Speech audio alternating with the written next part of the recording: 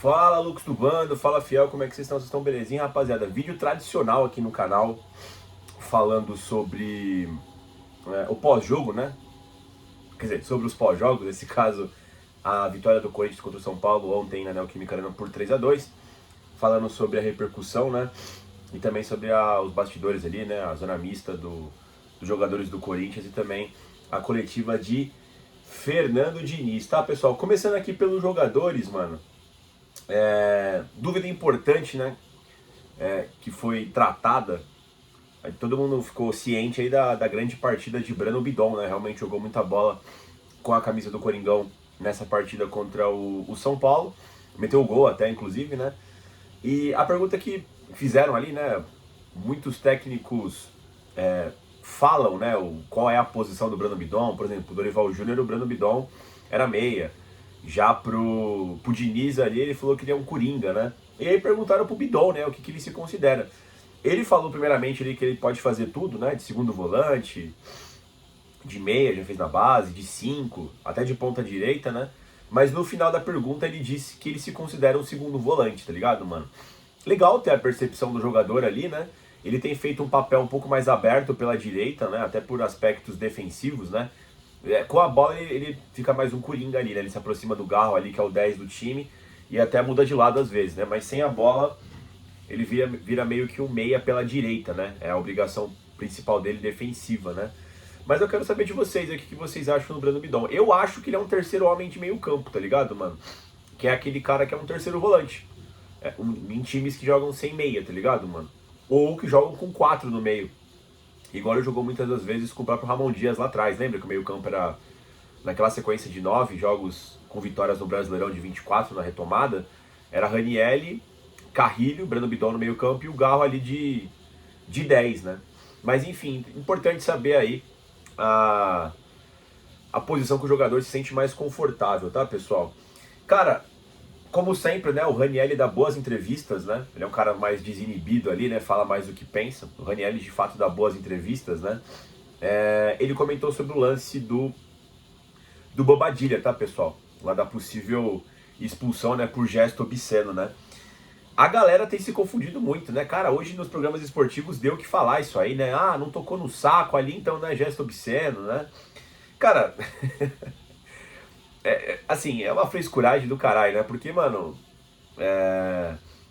o que se classifica como gesto obsceno, né? Se eu dar o dedo do meio pra alguém é gesto obsceno, mano. Você não precisa tocar no saco pra ser gesto obsceno, tá ligado, mano? O que o Bobadilha fez, claramente, ele tava tocando uma ali, tá ligado, mano? Enfim, foi um gesto obsceno. Não, mas ele não tocou nas bolas. Aí, por exemplo, o pessoal contra-argumenta, a minha opinião, né? O lance do Flaco Lopes lá, que ele falou aquele jogo foi o Flávio Rodrigues, o juiz, né? Ele apontou pro juiz falando que o André tinha feito, ele botou a mão no saco. Aí não, também, mas também aí não pode também, porque ele tá só avisando, não foi pro adversário. Aí é uma série de regras não convencionadas, né? Não, você tem que tocar a mão no saco e olhar pro adversário aí, né? Você tem que ter aquela coisa visceral, olho no olho, né, mano? Cara, é inacreditável, tá ligado, mano? O que acontece aqui no Brasil, né? E é incrível como o pessoal muda de opinião quando muda um clube, né, mano? Como muda o time, né? Mas enfim, a verdade é que a expulsão lá atrás do André, a do Alan acho que foi justa, mano. Ele pegou e botou a mão no saco lá e foi pro cara, né? Mas a do André não é clara, tá ligado, mano? Abriu um puta precedente, tá ligado, mano? Pra outras situações. Essa questão abriu precedente. Eu vou falar pra vocês, tá, pessoal? A forma como eu vivo a vida, tá? Eu tento ao máximo seguir as regras, mano. Ao máximo seguir as regras. Você me falou como é que vai ser a regra combinada? Cara, vamos pra cima, vamos fazer de tudo pra fazer do jeito certo. Agora, se eu ver alguém descumprindo a regra e não acontecendo nada, ou do tipo assim, não, essa aqui passou, mano, eu vou falar pra vocês, eu vou fazer de tudo pra fuder com o sistema, tá ligado, mano? Geralmente é assim que eu penso. Você tá seguindo o bagulho direitinho. E aí não tem punição nenhuma, tá ligado, mano? A regra ali convencionada. Eu entendo que não tem porra nenhuma de regra, tá ligado, mano? Abriu precedente, né? Enfim. Uh, Tem também a questão da saída de bola errada. O Ranieri também comentou sobre isso. O Diniz também, depois a gente fala sobre isso também, né?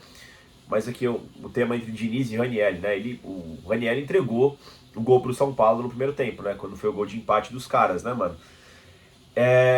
Como o Corinthians venceu, passa muito o lado vencedor da história, que é o do Corinthians, né? Não, você viu? O Diniz, ele prega coragem, prega prega raça, prega vontade, repetição, né? Tente de novo, errou, foda-se, né? Cara, não é assim, né? É assim, pessoal. O meu maior medo quando o Diniz foi apresentado no Corinthians foi essa questão da saidinha, certo? Eu sou veementemente contra, tá, pessoal? Muito contra. O Corinthians tá jogando bem, consegue fazer algumas vezes essa porra, essa saidinha, mas o risco pra mim é absurdo, mano. Por exemplo, a cada saidinha bem executada, você pode fazer um gol. A cada 10 vezes executadas, uma sai gol. Se você errar uma, você fatalmente vai tomar o gol, porque, porra, é na sua área o lance. Então, pra mim, o risco não compensa. Só você ver aí, acho que foi a primeira saída de bola errada do Corinthians aí nessa porra de saidinha, tá ligado, mano? Como a gente venceu o jogo, passa naquela, não, o time teve coragem, né, determinação pra passar pelo erro cometido e ficar de boa. Mas, cara, e se empata o jogo? E se perde o jogo? O discurso seria outro, tá ligado, mano? E assim, eu não quero ser um cara chato aqui, mas já sendo, mano, sabe, tem limites e limites, cara. Aquilo ali é um absurdo, mano. Sabe, o Corinthians se coloca em situação lamentável ali, situação lamentável não, se coloca em situação perigosa ali, fazendo uma porra dessa, tá ligado, mano? O Diniz até na coletiva falou, não, é porque ali o Ranieri se arriscou um pouquinho mais, né? Se for tentar um passe de frente, a chance do erro é maior. Mano, não interessa, mano. A questão é você fazer esse tipo de jogada aonde você tá fazendo, tá ligado, mano? Eu desaprovo 100%. 100%, tá? De novo, volto a dizer, o Corinthians do Diniz, ele se concentrou muito mais na parte defensiva, o que foi muito legal e surpreendente da parte do trabalho do Fernando Diniz, tenho gostado, mas com o passar dos tempos ele vem tentando aplicar mais o dinizismo. Algumas das vezes deu muito certo, é só você ver o terceiro gol do Corinthians contra o São Paulo. Tiveram outras jogadas de pé em pé que surgiram boas oportunidades pro Corinthians, contra o Santa Fé também, quando o Corinthians conseguiu jogar um pouquinho de bola lá, foi fazendo isso. Só que, mano, a cada 10, uma pode sair gol. De novo, uma que você erra, você pode tomar o gol. Essa é a proporção, tá ligado, mano? Enfim, eu não vou ficar aqui glamorizando, tá ligado? O erro crucial do time, tá? Eu gosto muito do Ranieri, não tô querendo crucificar ele, tô botando a culpa no Fernando Diniz, tá? E eu estou gostando do trabalho do Fernando Diniz, principalmente por essa questão de raça, de vontade, de determinação, que como ele fala, né, que tem tudo a ver com o Corinthians, e tem mesmo, tem mesmo. Eu tenho sentido o Corinthians, principalmente na parte defensiva, na parte de vontade para retomar a bola, a galera muito aguerrida, eu tenho gostado disso. Mas eu tenho aqui meus pontos e esse é um ponto crucial, tá, pessoal? Outra coisa interessante, né, quem também foi perguntado ali na zona mista, né, para você ver o poder dos jogadores, né? Tem muita questão de protocolo no futebol, né? A questão de o VAR só pode ser chamado em situação A ou B, mas para você ver como é que é importante, e pode ser que esteja errado, tá, pessoal? O futebol não deve ser isso. Que nem tem vários caras que eu gosto das opiniões, né, como o próprio Marcelo Beckler, né, que fala que futebol é uma questão de entretenimento, que você tem que deixar os caras jogarem lá e tudo mais. Acontece que existem as coisas e existem as coisas como elas são. Futebol na América do Sul, mano, é gritaria, dedo na cara, e você precisa fazer mais do que jogar bola. E sinceramente, cara, eu não tô interessado em salvar o futebol. Eu quero apenas que o Corinthians vença o jogo. Não tô sendo hipócrita aqui, eu quero. É o que eu quero, tá ligado, mano? Se tiver que reclamar, reclamo. Se não tivesse complacente em alguma situação, também você, porque todo mundo faz isso, mano. E de novo, não tô interessado em salvar o futebol. Enfim. E o Mateuzinho falou, né, que no lance lá do Bobadilha, né, a possível tocada de punheta virtual dele lá, ele avisou o Daronco. E é por isso que rolou toda aquela questão lá com o árbitro de vídeo, que não sei o quê. Então assim, fica muito claro também que os jogadores têm poder também na arbitragem ali, tá ligado, mano? Precisa fazer a pressão. Você vê mesmo lá o Caleri lá, quando caiu um vapor nele, né, alguma porra lá, ficou no chão lá e não tomou cartão amarelo, mano. Achava que tava com a razão ainda, né?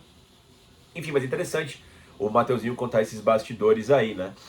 De como foi feita ali chamaram, né, o Daronco, né, pra ver o lance lá do Bobadilha, tocando não no saco, né, rapaziada? Porque o futebol virou isso, né?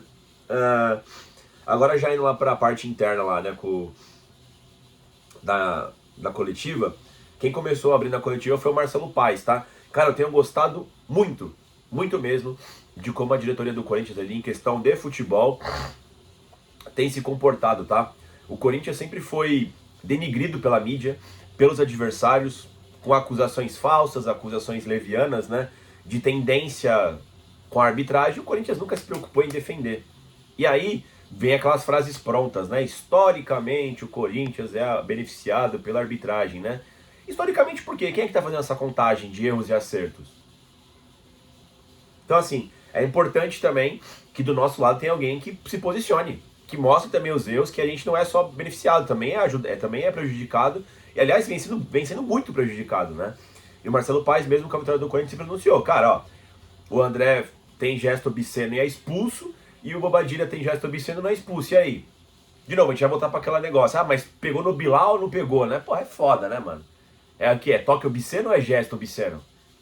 Gesto obsceno você precisa botar a mão no saco. Ninguém que é idiota, né, mano? Enfim. Já comentei aqui, né, a questão do Fernando Diniz aqui, com o lance do Raniel, né, a glamorização da saidinha, que de fato o Corinthians melhorou na saída de bola, foi visível contra o Santa Fé, foi visível contra o São Paulo. De novo, pessoal, só reiterando, concordo, eu só acho que é um risco que não há necessidade de se tomar, tá ligado, pessoal? Eu acho.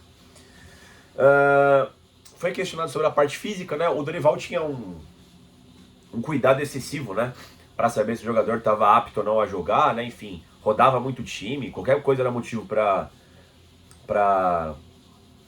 poupar o time. O Diniz não, o Diniz repete o time que se foda, né, ele só colocou o time reserva contra o Barra lá na Copa do Brasil na ida, de resto é o time titular, a não ser que tenha lesão, como foi a do Kaique, ou suspensão, ou cartão, né, como foi do Mateuzinho, do Hugo Souza.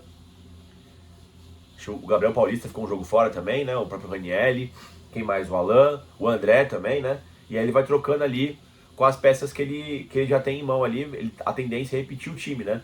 E ele tava falando, né, que claro, tem a questão perceptiva, né, como teve na partida contra o Vitória, cara, ficou visível ali, quando a gente sentiu a parte física, né, contra o Vitória lá na Bahia.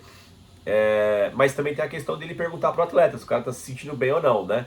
Eu confesso que eu acho um jeito bastante peculiar e até um pouco rudimentar aí do Diniz, né, de fazer essas escolhas, né?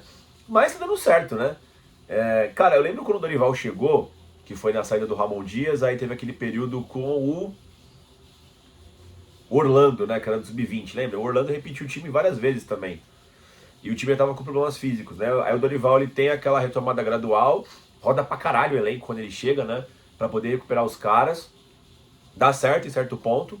E aí em 2026, pela questão de começar mais cedo, sei lá o quê, eu acho que o Dorival se perdeu no personagem ali de questão de poupar o time, tá ligado? Por exemplo, no mês de março, eu lembro, mano, fiz vários vídeos aqui no canal, teve 4 jogos em março, mano. Não havia necessidade de poupar contra a Chapecoense pra jogar contra o Flamengo. Tinha que jogar a vera os dois. Tinha que jogar. O Chapecoense tá o último colocado, tá ligado, mano? E não ganhou aquele jogo. E nem do Flamengo. Enfim, e eu acho que, cara, eu acho que o Diniz vai poupar contra o Barra, tá? Porque é contra o Barra aí na quinta. E no final de semana tem o Botafogo, e a gente precisa ainda sair da zona das últimas colocações ali do Brasileirão, do Brasileirão, né? Na próxima rodada, né? É claro que eu sinto um pouco de perigo nisso. Me parece um pouco de salto alto você botar de novo o time reserva do Corinthians contra o Barra numa partida decisiva. Tudo bem que a gente tá com a vantagem, joga em casa, mas me parece um pouco desmerecer o adversário. Eu acho que dá um combustível extra pros caras. Basta os caras ganhar, que vai pros pênaltis, tá ligado, mano? Resultado mínimo, né? Mas entendo também o Corinthians poupar. Será que pelo fato do jogo ser só na quinta-feira, o jogo contra o São Paulo no domingo, contra o Barra na quinta e contra o Botafogo domingo, será que ele vai poupar contra o Barra? Não sei, porque contra o Botafogo não pode poupar.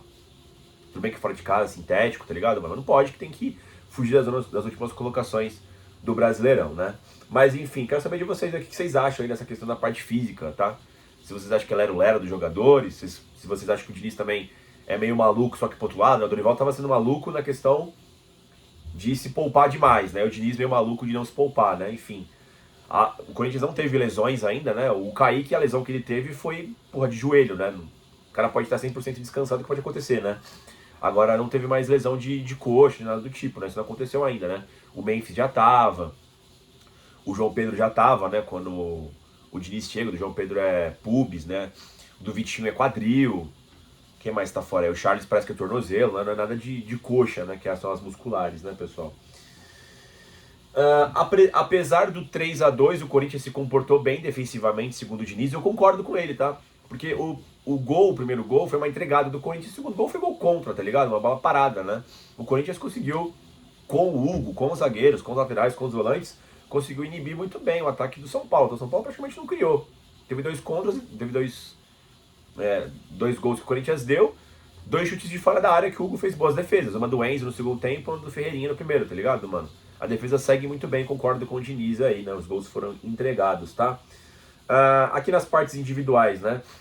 Yuri Alberto chegou, acho que é o 9º jogo sem fazer gols, né? Ele fez gol só na estreia do Diniz, lá contra a Platense. Já estamos no 10º jogo, se não me engano, do Fernando Diniz. E de lá pra cá não fez mais gols. Concordo com o Diniz, tá? Embora o 9, o trabalho dele seja fazer gols, né? Ele é o centroavante da equipe, que é o Yuri Alberto. O Yuri tem sido muito importante taticamente na equipe, né? O balanço do Corinthians funciona bem, ele marca bem, faz a pressão alta, toma várias bolas, né? Volta pra marcar, enfim, dá a profundidade necessária, né, pro time, né? E lances de velocidade, ele consegue afundar bem, é muito forte fisicamente. Mas eu acho que ele... Eu não sei se eu boto a culpa no Yuri, tá? Ele perdeu alguns gols, né? Que nem contra o São Paulo ele perdeu um gol, né? Aquele cara a cara com o Rafael. Acho que ele poderia ter feito melhor, né? Em outras situações também. Mas não é como se ele estivesse tendo várias situações por jogo, tá? Isso também não vem acontecendo. E não acho que o Yuri deve ser banco, não, tá? Ele é titular incontestável desse time do Corinthians, tá, pessoal? Manutenção do Yuri no time, ele é fundamental pro funcionamento da equipe, que tá indo bem, principalmente defensivamente. André Carrilho, né? O Carrilho que não fazia um bom jogo, puta, desde quando? Desde o Flamengo na Supercopa, que ele foi bem? Se não me engano, jogou ele, o Ranieri, o André e o Bidon naquele jogo, né? O Garro foi banco, né? Enfim, jogou bem hoje, ontem, né? Contra o São Paulo, mandou no meio campo. O Diniz rasgou elogios, né? Falando que joga de segundo volante, meia, 5, ponta, lateral, né? Enfim, né? Vamos ver se foi um retorno aí do bom momento do Carrilho ou se foi apenas uma questão circunstancial, que o São Paulo jogou com poucos meio-campistas, né? O Corinthians teve muito espaço no meio-campo, né? 4 contra 2, né? Enfim, e o último ponto aqui, o Mateuzinho, tá? O Mateuzinho parece que recebeu uma proposta do Zenit na Rússia, né, cara? Cara, vamos voltar para um tema que eu queria falar com vocês mais pra frente, mas nesse momento vai ter que tocar nesse assunto por causa dessa questão do Mateuzinho, tá? O Corinthians, ele é favorito para ganhar a Copa Libertadores, de repente a Copa do Brasil? Favorito não. Mas eu acho que ele corre por fora ali com boas chances, tá ligado, mano? Ele consegue jogar bater de frente com o Palmeiras hoje, com o Flamengo, claro, se tiver com todos os recursos, todos os jogadores à disposição. A questão é que a primeira fase da Libertadores acaba agora, né? A fase de grupos acaba agora antes da Copa do Mundo. E aí vai ter uma janela aberta, vai ter Copa do Mundo, 2 meses depois vai ter os mata-matas das competições. A gente sabe dos problemas financeiros do Corinthians. A gente não sabe como que o Corinthians vai estar no segundo semestre. Em que sentido? Cara, você vai ter manutenção do elenco. A janela vai estar aberta. Será que o André fica? Será que o Breno Bidon fica? O Memphis renova? Será que o Yuri fica? O Hugo aí, tem movimentação para ele querer sair? Mateuzinho, Matheus Bidu. E assim, o Mateuzinho eu acho que ele é um daqueles jogadores que não podem sair nem por um caralho, mano. Ele é fundamental. Tá muito difícil achar lateral direito minimamente decente hoje em dia no mundo. E o Corinthians tem 2 bons laterais, pelo menos a nível Brasil. Eu acho que o Matheus Bidu e o Mateuzinho não perdem pra nenhum lateral aqui no Brasil, mano. Não perdem. É o mesmo nível pelo menos, tá ligado, mano? Além de viver um bom momento. A gente tem críticas a ambos, só que não é como se você fosse encontrar algo melhor no mercado hoje, principalmente a nível Brasil, mano. Então, pra mim são peças que não tem substituição, mano. E aí o Diniz falou, né, que quer que o Mateuzinho fique e tudo mais, né? A minha questão é muito mais pensando na continuidade do ano, pessoal. Tá ligado? Vamos ver se o Corinthians consegue aí manter o Mateuzinho. Ele tem contrato e tudo mais, né? Cara, eu sempre acho um pouco idiotice depois da guerra na Rússia, né? Os jogadores irem pra lá, tipo o Luiz Henrique pro Zenit, né? O Gerson foi pra lá e voltou, né? Pra quê? Tipo assim, não vai jogar Champions League, fica um pouco mais escondido da seleção brasileira. Tudo bem, o Luiz Henrique tá indo, né? Mais que escondido da seleção brasileira. Todo brasileiro que vai pra lá não gosta, tá ligado? São raras exceções que fazem carreira na Rússia porque é muito frio, saudades de casa e o caralho, né? Enfim, sei que tem a questão financeira, mas, mano, não é como esses caras ganhassem pouco no Corinthians, né, mano? Não sei. Questão de seleção brasileira, eu concordo com o Fernando Diniz, eu acho que ele vai ser cotado, não pra essa Copa, mas pra próxima, como um contender ali pra vaga, não, a lateral direita do Brasil, principalmente do Brasil, tá com muitas dificuldades, tá ligado? Ninguém ali tem cadeira cativa. Enfim, o Mateuzinho pode estar elegível aí pro próximo ciclo de Copa, tá ligado, mano? Tomara que ele fique. Tomara que ele fique. Mas o problema da janela é o grande problema do Corinthians, né? A gente tá tentando se livrar desses problemas agora no primeiro semestre, né? De ficar longe da zona de rebaixamento. Já conseguiu se classificar na Copa Libertadores, tomara que se classifique também na Copa do Brasil para viver um segundo semestre decente, né? Mas tem o perigo da janela, mano, que é inerente a tudo isso. A gente não sabe como é que vai ser o elenco do Corinthians pro segundo semestre. Para eu te falar se a gente vai ou não brigar pelos títulos. Se você me garantisse que o elenco vai se manter, beleza, mano. Eu acho que a gente tem condições sim, a não ser que, porra, tenha uma queda vertiginosa, tá? Mas enfim, acho que é isso. Quero saber a opinião de vocês, tá, pessoal? Dito isso, vai Corinthians, cara.